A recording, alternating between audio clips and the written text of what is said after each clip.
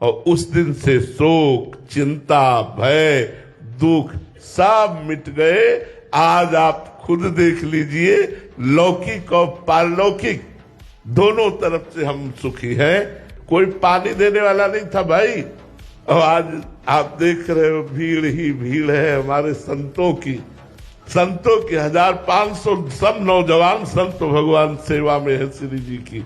ये महारानी जी ने वो आर्तभाव, जैसे द्रौपदी जी ने देखा कि अब मेरी भुजाएं भी काम नहीं करेंगी, पांडव तो गर्दन नीची किए हैं, भीष्म आदि उत्तर नहीं दे रहे, 10,000 हाथियों का बल रखने वाला दुशासन खींच रहा है, अब मेरी भुजा भी काम नहीं करेगी।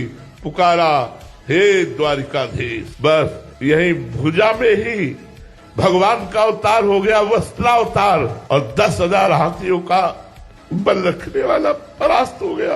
लेकिन द्रौपदी का वस्त्र नहीं था। बस वो भगवान ऐसी परिस्थिति देते हैं जब किसी का आश्रय नहीं रह जाता, एकमात्र भगवान का आश्रय, तब हृदय में वो शरणागति होती है। अब मुझे कोई परवाह नहीं है, ये मैं केवल बातें नहीं बना रहा हूं, हृदय की बात कह रहा हूं। न मरने का डर है, न इतने कष्टों का कोई भय है, किसी भी तरह की कोई चिंता शोक नहीं, आनंद ही आनंद। 10 दिशाएं हमारे लिए आनंदमय हो गई, क्योंकि श्री जी ने मुझे स्वीकार कर लिया।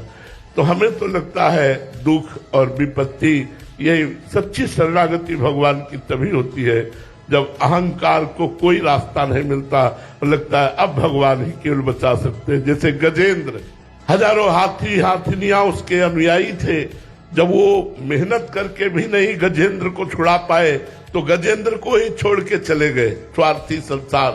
गजेंद्र 1000 वर्ष तक लड़ता रहा। जब उसने देखा कि अब मैं परास्त हो गया, जलचर जीव ग्राह बड़ा बलवान है और मैं अब बचूंगा नहीं, उसको याद आ गई भगवान हरि की। एक फूल लेकर ऐसे हरि, पूरा हरि शब्द नहीं निकल पाया, भगवान आए और ग्राह का उद्धार करके गजेंद्र को बचा लिया। ऐसे ही हमारा अहंकार जब टूटे, वस्तु, व्यक्ति, स्थान से अपनापन छूटे और एक भरोसो, केवल एक बल, एक आत्मविश्वास होकर हम पुकारे, मुझ मरे हुए व्यक्ति से प्रभु क्या क्या करवा रहे हैं, उनकी कृपा देख लीजिए। ये मेरी लाडली जू का प्रताप, ये हमारे किशोरी जू का प्रताप कि उन्होंने स्वीकार किया तो दिखा दिया कि मेरा भक्त अनाथ, दीन, गरीब या नीच नहीं होता। उन्होंने जगत बंदनी करके दिखा दिया, एक अधम जीव को जगत बंदनी करके दिखा दिया।